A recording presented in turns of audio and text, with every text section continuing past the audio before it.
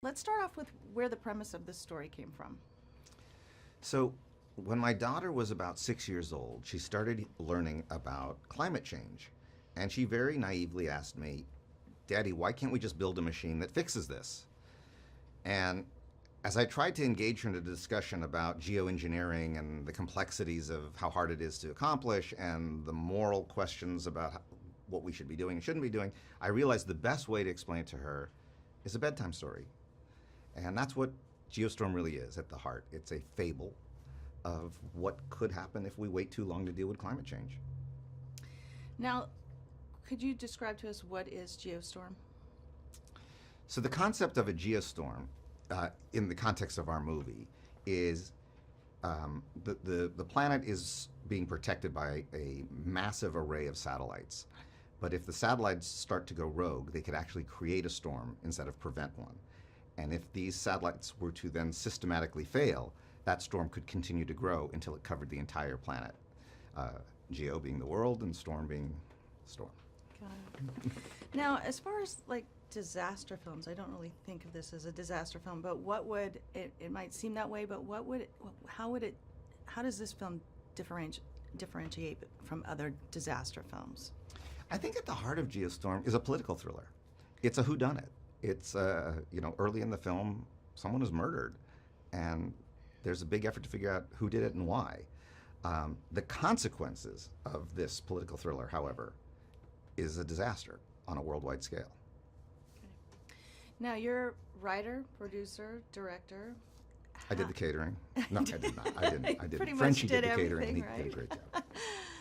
What is challenging about playing all of those different roles when making a film? That's an excellent question and a long answer. I'll try to make it short. Okay. I think the challenge of, let me say it this way. There's an advantage and a disadvantage. The advantage is if you've written it and you're directing it, you really know the story you're trying to tell. But the challenge is sometimes you have to have a disrespect for the script. You have to be able to throw the script away and deal with the challenges of what's happening on set in that moment. And you have to divorce yourself. You know, Tom Hanks once said that the reason it's so difficult to make a great movie is you have to make a great movie 3 times. You have to write one, you have to shoot one, you have to edit one. All 3 of those experiences have to be great. And so I would say the biggest challenge of doing all those 3 things together is being able to separate each section of that job in your mind. And the advantage is you have a lot more information in your head. Can we talk a little bit about the casting? You have a great cast here. How did that all come about? Bribes, a lot of bribes. I had photographs that I said I would publish if they didn't do the movie. We got lucky. You know, we just got really lucky. You know, when you set out to do a movie, you always have your wish list of people that you'd like to have in the movie, and most of the time you don't get them. And we were just really, really fortunate. You know, I mean, I've wanted to work with Ed Harris my whole career. And suddenly, to be on set with him, I was like a stammering little fan, you know, because he's an icon. And Gerard Butler is a storm. I mean, he literally is a storm of energy. You know, when you see him in these interviews and he seems that's not an act. That's him 24 hours a day. And it's this giant blessing on a set because it's tiring making a movie and the hours are long and it's exhausting. And then this storm comes on set, and everyone's like, "Wow, what are we doing? What's happening?" This cast was just a blessing in every sense. Now let's talk about also the sets. I mean, I know that there was some CGI involved, but also the ISS station that was apparently amazing. Can you talk about how you created that? Well, we wanted to have a set that had so many twists and turns to it that you could actually get lost inside of it, because our character gets lost inside of it. And Kirk Petruccelli just did this amazing design where some of the hallways were curved, some were straight, some intersected.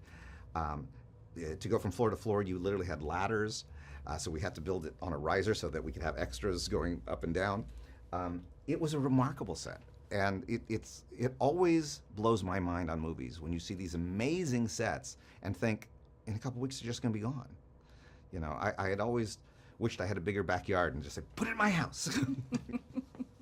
It looked amazing. So what can audiences expect when they go to see this film? I think audience can expect a big, wild, crazy, fun adventure. You know, this is a throwback to the kind of big popcorn movies that I fell in love with, that I wanted to make and have made. And, you know, it does have an underlying message. You know, when I grew up, I'm an old guy, science fiction movies were wild and big and crazy, but there was something that it was about. And there is this underlying message in what is otherwise a big, giant, fun popcorn adventure.